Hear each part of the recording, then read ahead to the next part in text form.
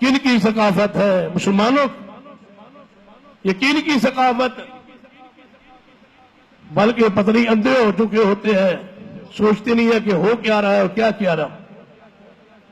آپ نے سنا چند دن پہلے وزیر اعظم نے کیا کہا، سکھوں کے پاس ہندوؤں کے پاس جا کے کیا کہا کہ یہ ہولی جو ہے یہ نیکی جاری رہے، یہ ہولی نیکی ہے، یہ نیکی ہے اور جاری رہے گی، یہ نیکی نہیں ہے، یہ معاشقے کا ایک یاد، ایک غلاظت، زنا اور بدکاری، گھر سے بھاگنے والی عورت اس کی واپسی پر خوشی کا دن ہے، یہ نیکی نہیں ہے، یہ فحاشی ہے، یہ بے حیائی ہے، نیکی پردے میں ہے، نیکی حیا میں ہے۔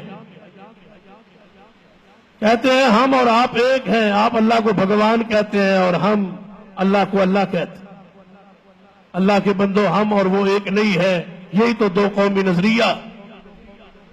اگر ہمیں نہیں پڑھتے، قرآن و حدیث نہیں پڑھتے تو بانی پاکستان محمد علی کو پڑھی۔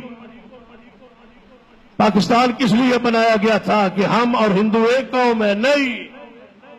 ہم اور سکھ ایک قوم ہے؟ نہیں۔ دو قومی نظریہ کا معنی کیا ہے؟ ہندو الگ قوم ہے، ہم الگ قوم ہے۔ ہمیں تو مطالعہ پاکستان میں بچوں کو تو یہی پڑھایا گیا تھا۔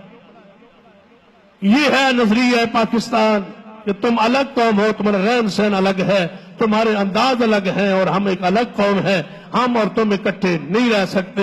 یہ تصور تھا، یہ قوم کا نظریہ تھا، جس بنیاد پہ یہ پاکستان بنایا گیا۔ اگر کافر اور ہم ایک ہیں تو پھر یہ سرحدوں کو مٹا دو اور تم جا کے گھر جاؤ، مودی کو حکومت دے دو، اس کو کہو یہ 4 صوبے بھی سنبھال لے۔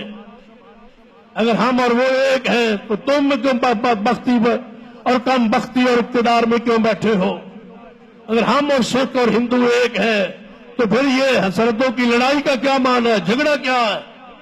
جب جھگڑا ہی نہیں ہے اسلام میں، دین میں، ہم اور وہ ایک ہیں، تو پھر سارے اختلافات مٹاؤ، قوم کو سکھ کا سانس لینے دو اور ہندوؤں کو دے دو حکومت کہ تم ہی سنبھال۔